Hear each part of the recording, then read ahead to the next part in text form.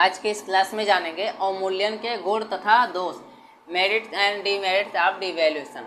अब देखो गुण की बात करते हैं तो पहला हो जाएगा भुगतान शेष के घाटे में सुधार, correction of balance of payment जिसे बीओपी बोलते हैं। अब इसमें क्या होता है, अवमूल्यन जो है निर्यात को सस्ता और अंतर्राष्ट्रीय स्तर पर अर्थात जो है इंटरनेशनल लेवल पर जो है प्रतिस्पर्धा के लिए क्या करता है, उपयुक्त बनाता है। कि क्या होता है, जो आयात है वो महंगा हो जाता है, इससे जो है निर्यात की जो मांग है वो बढ़ जाती है और जो आयात की मांग होती है वो क्या होती है, गिर जाती है। इस प्रकार जो है अवमूल्यन या डिवैल्यूएशन भुगतान संतुलन में घाटे को सुधारने में सहायता करता है। दूसरा नंबर हो जाएगा मुद्रा के मूल्य में समायोजन, adjustment in value of currency. अब इसमें क्या होता है, मुद्रा के बाह्य मूल्य और आंतरिक मूल्य में अवमूल्यन के कारण क्या होता है, संतुलन आता है और यह जो है अर्थव्यवस्था में अन्य जितने भी संतुलन होते हैं उसको दूर करने में सहायता करता है। तीसरा नंबर हो जाएगा विदेशी सहायता और निवेश में वृद्धि, increase in foreign add and investment. अब इसमें क्या होता है, अंतर्राष्ट्रीय ऋण देने वाली संस्थाएं जैसे क्या हो गया, IMF हो गया, समय समय पर भारत जैसे विकासशील देशों को सहायता देने के लिए एक शर्त के रूप में मुद्रा अवमूल्यन जो है या मनी का डिवैल्यूएशन लागू करवाती है और जितने भी विदेशी निवेशक होते हैं उन देशों में निवेश करना पसंद करते हैं जिनकी मुद्रा का अवमूल्यन या डिवैल्यूएशन किया जाता है।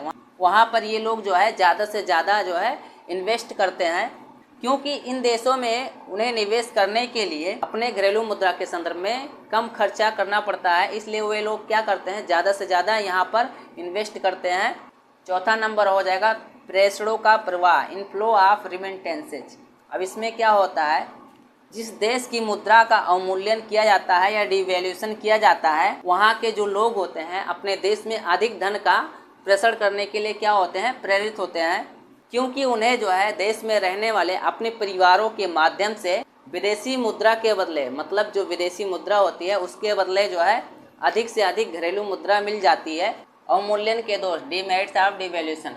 अब इसमें पहला हो जाएगा अस्थायी समाधान जिसे बोलेंगे टेम्परेरी सॉल्यूशन। अब इसमें क्या होता है, अवमूल्यन जो है भुगतान के प्रतिकूल संतुलन को सही करने के लिए क्या होता है, एक जो है अस्थायी समाधान होता है, क्योंकि इसका प्रभाव जो है कम रहता है और वस्तुतः जो है जो निर्यात की मांग होता है या डिमांड होता है वह जो है निर्यात की गुणवत्ता पर निर्भर करता है। इस उद्देश्य के लिए अक्सर जो है अवमूल्यन बिल्कुल नहीं किया जा सकता है, क्योंकि अन्य देशों की ओर से प्रतिशोध होने की संभावना ऐसी स्थिति में रहती है। दूसरा नंबर हो जाएगा मुद्रास्फीति, इन्फ्लेशन। अब इसमें क्या होता है, अवमूल्यन के कारण जो है आयात का जो मूल्य है वो बढ़ जाता है, लेकिन यह तेल और पेट्रोलियम, पूंजीगत सामान इत्यादि जैसे आवश्यक आयातों की मांग को कम नहीं करता है। इन्हें देश के अंदर वस्तुओं के उत्पादन में या वस्तुओं के प्रोडक्शन करने में उपयोग किया जाता है और अवमूल्यन के कारण उनके कीमत में वृद्धि घरेलू सामान के उत्पादन की जो लागत होती है, कॉस्ट होती है, उसको क्या करती है, बढ़ाती है, जिससे क्या होता है देश में मुद्रास्फीति या इन्फ्लेशन जो है हो सकती है। तीसरा नंबर हो जाएगा ऋण भार में वृद्धि जिसे बोलेंगे इंक्रीज इन डेप्ट बर्डन। अब इसमें क्या होता है, यदि जो है बाह्य ऋण का भुगतान या बाह्य लोन का जो पेमेंट है विदेशी मुद्रा में किया जाता है तो घरेलू मुद्रा में अवमूल्यन जो है विदेशी ऋण के बोझ को बढ़ाता है और जितने भी विकासशील देश होते हैं उसके लिए यह जो है बहुत ही हानिकारक होता है। चौथा नंबर हो जाएगा अवमूल्यन में प्रतियोगिता, कंपटीशन इन डिवैल्यूएशन। अब इसमें क्या होता है, यदि क्या होता है कि एक देश जो है अपनी निर्यात को बढ़ाने के लिए अपनी मुद्रा का अवमूल्यन करता है या डिवैल्यूएशन करता है तो अन्य देशों में भी उनकी मुद्राओं का अवमूल्यन करने की या डिवैल्यूएशन करने की प्रतिक्रिया हो सकती है और अवमूल्यन में ऐसी प्रतियोगिता जो है सभी के लिए इस कदम को बेकार कर सकती है।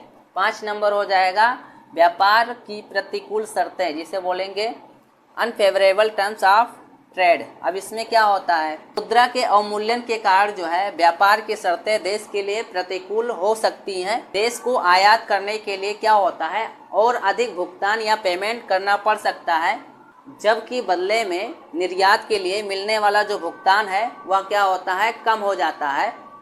कम क्यों हो जाता है, क्योंकि वे सस्ते हो जाते हैं, इसलिए जो है वह कम हो जाता है।